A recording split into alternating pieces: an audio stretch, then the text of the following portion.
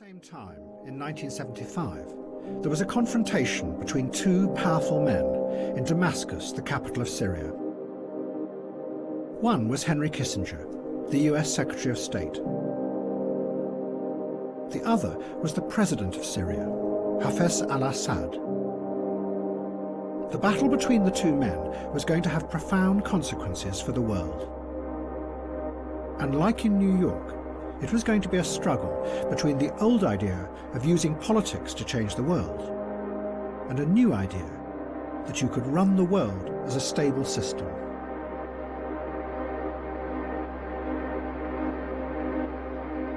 President Assad dominated Syria. The country was full of giant images and statues that glorified him.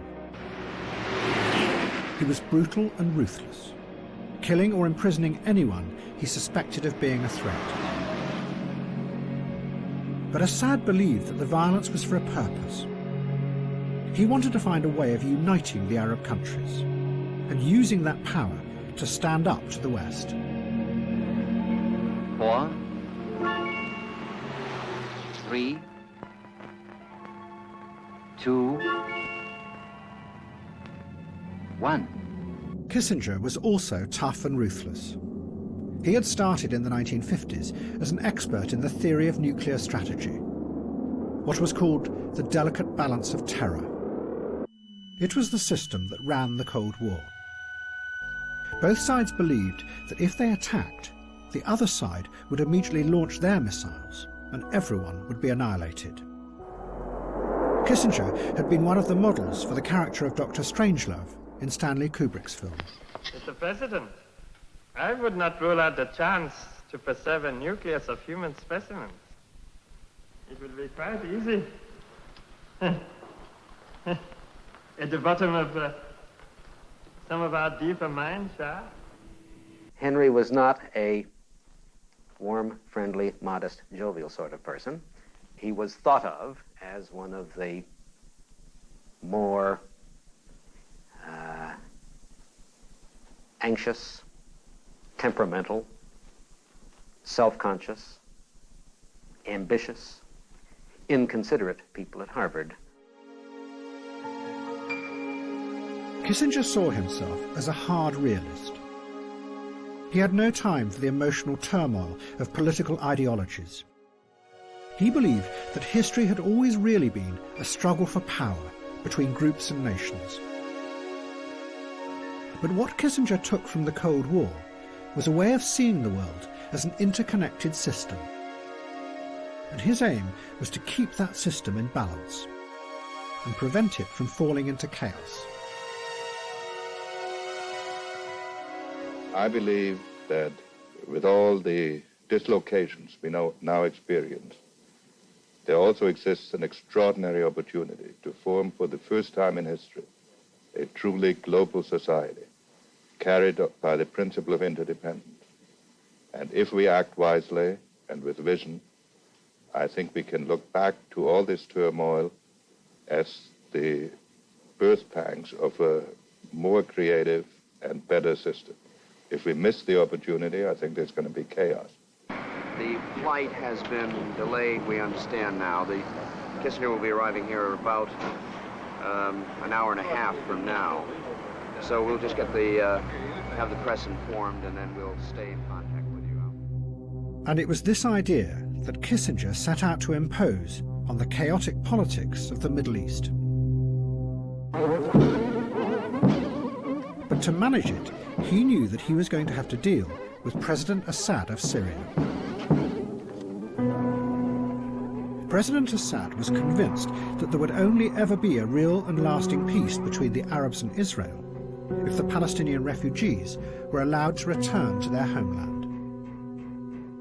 Hundreds of thousands of Palestinians were living in exile in Syria, as well as in the Lebanon and Jordan. Have you found that the Palestinians here want to integrate with the Syrians at all? Oh, no, never. They don't want, not here or neither in Lebanon or in Jordan, never. No, because they want to stay as a whole, as a Palestinian. They call themselves those who go back, al-Aidun in Arabic. Assad also believed that such a peace would strengthen the Arab world. But Kissinger thought that strengthening the Arabs would destabilize his balance of power.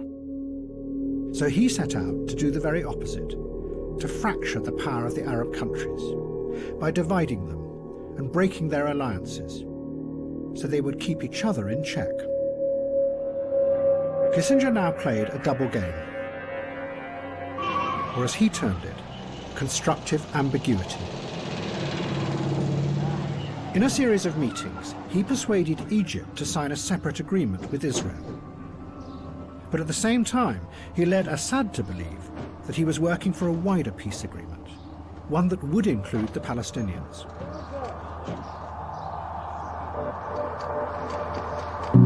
In reality, the Palestinians were ignored. They were irrelevant to the structural balance of the global system.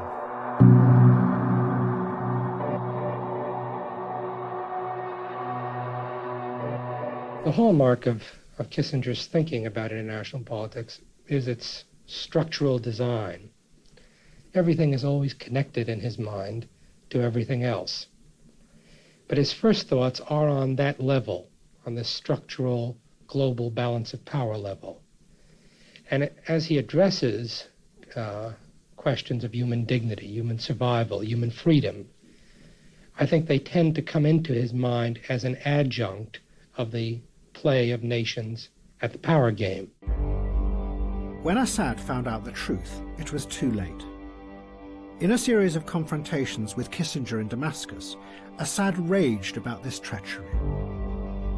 He told Kissinger that what he had done would release demons hidden under the surface of the Arab world. Kissinger described their meetings. Assad's controlled fury, he wrote, was all the more impressive for its eerily cold, seemingly unemotional demeanor. Assad now retreated. He started to build a giant palace that loomed over Damascus, and his belief that it would be possible to transform the Arab world began to fade. A British journalist who knew Assad wrote, "Assad's optimism has gone. A trust in the future has gone. What has emerged instead is a brutal, vengeful Assad, who believes in nothing except revenge."